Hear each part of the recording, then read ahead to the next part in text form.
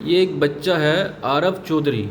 आरव चौधरी इसका नाम है और इसकी एज है, जब हमारे पास दिखाने आया था 5 जनवरी 2024 को, 5 जनवरी 2024 को जब हमारे पास दिखाने आया था तब इसकी एज थी लगभग, एज का लिखिए इसकी,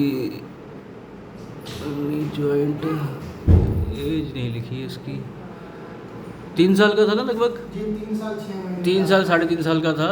ये इसका तब का एक्सरे है, तब इसको एक्सरे में डायग्नोस हुआ था रिकेट्स बीमारी। रिकेट्स बोलते हैं हड्डियों में कैल्शियम और विटामिन डी की वजह से होती है।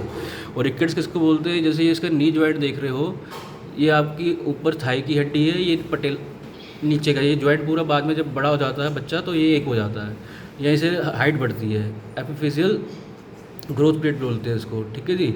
ये अगर आप ध्यान से देखो तो ये स्क्लट थी, मतलब कि दरदरी थी, बिल्कुल स्ट्रेट नहीं थी। ये एक निशानी होती है रिकेट्स बीमारी की, यही से डायग्नोस किया जाता है रिकेट्स का। और ये चौड़ी भी है, अगर ये गोल वाला हिस्सा देखो तो गोल वाले हिस्से से ये वाली जो कोना है हड्डी का, ये फैला हुआ है। और ये इसका आज का एक्सरे है 4 नवंबर 2024 का, लगभग 10 से 11 महीने पुराना बाद। आज इसकी बीमारी लगभग बिल्कुल ठीक हो चुकी है। और बीमारी ठीक कैसे हुई है, उसके लिए इन्होंने क्या किया है वो इसके माँ बाप से जानते हैं। ये बच्चा है, इसका नाम है आरव चौधरी और ये इसके फादर हैं मिस्टर शंकर चौधरी। ये जब हमारे पास आया था तब इसके दोनों पैर अगर मिलाए जाएँ तो इसके अंदर कम से कम 6 फिंगर का गैप था, मतलब ये दोनों पैर दूर थे, घुटने दोनों आपस में दूर थे। और आज जब ये खड़ा होता है तो लगभग आप देखेंगे कि पैर बिल्कुल सीधे हो चुके हैं, पैर बिल्कुल, टांगें बिल्कुल सीधी हो चुकी, घुटने आपस में लगभग 1 फिंगर गैप रह चुका होगा। और ये नॉर्मल होता है, इससे कम नहीं होता। अगर किसी के घुटने भी सटने लगे तो उसका मतलब है उसको नॉक नींद हो रही है। तो ये बिल्कुल सही पोजीशन है बच्चे की। अब ये उस टाइम पे 3.5 साल का था, अब 4.5 साल का हो गया है। जब ये आया था तो इसकी कंप्लेंट थी कि इसकी ये ज़्यादा खेलता है तो दर्द होता है, इसलिए खेलता भी नहीं था ज़्यादा। अब क्या है, इसकी दर्दें भी कम हो चुकी हैं और इसको चलने फिरने में दर्दें भी कम होती है, तो खेलता बहुत ज़्यादा है। अब जब इसके लिए एक तो ये स्प्लिंट बनवाए थे, इसको नाइट स्प्लिंट बोलते हैं। ये जब इसके लिए बनवाए थे तब तो ये ज़्यादा टाइम बांधता था, जैसे 2-3 घंटे बांध लेता था दिन में। अब इसके मम्मी पापा की कंप्लेंट है कि ये बांधता भी कम है। फिर टॉयज से खेलते हो?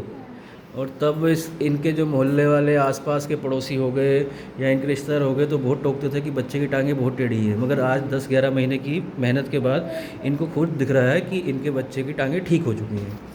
आप इसके फादर हो ना भाई साहब जी।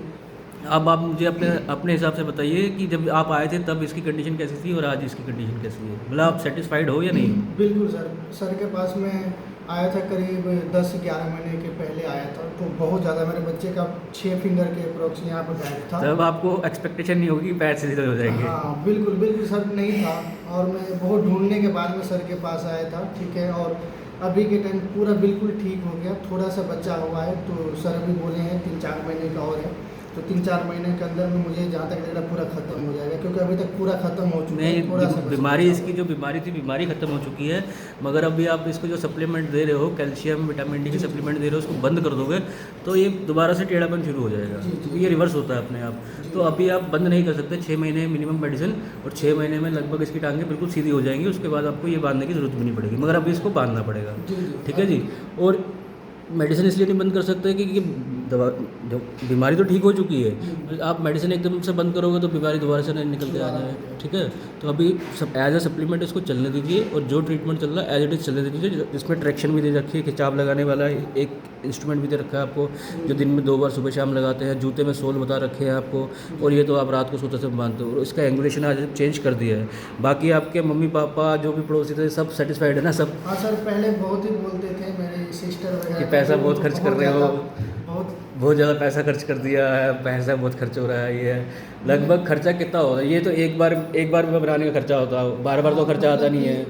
उतना ज़्यादा भी नहीं हुआ है खर्चा, लेकिन वही मतलब 50-50 हज़ार के अंदर ही अंदर समझ लीजिए। मतलब आपकी महीने भर की दवाई कितने की आती है? करीब 3-4 हज़ार के अप्रोक्स की आ जाती है। महीने भर की 3,000 के आसपास की आ जाती है। 3,000 की? हाँ। 3,000 की, 1,000 की भी नहीं पड़ती होगी, 2200-2500 हाँ, की पड़ती मतलब है, उतना वो महीने भर का खर्चा है। हाँ। बाकी तो ये वन टाइम आपका खर्चा है, जो बाकी आपका ये एक वन टाइम खर्चा है, जी, जी। ठीक है।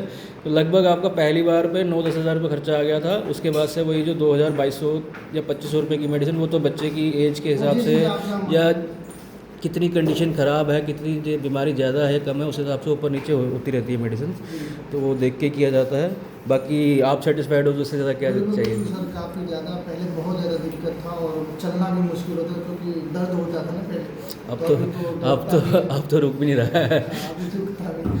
तो ठीक है जी, मैं doctor Neeraj, doctor Subhash Ilyas memorial bone joint care foundation of India, Sarita A74 Sarita Vihar, new Delhi 110076। Mobile number 9810124433 9599807688। धन्यवाद जी।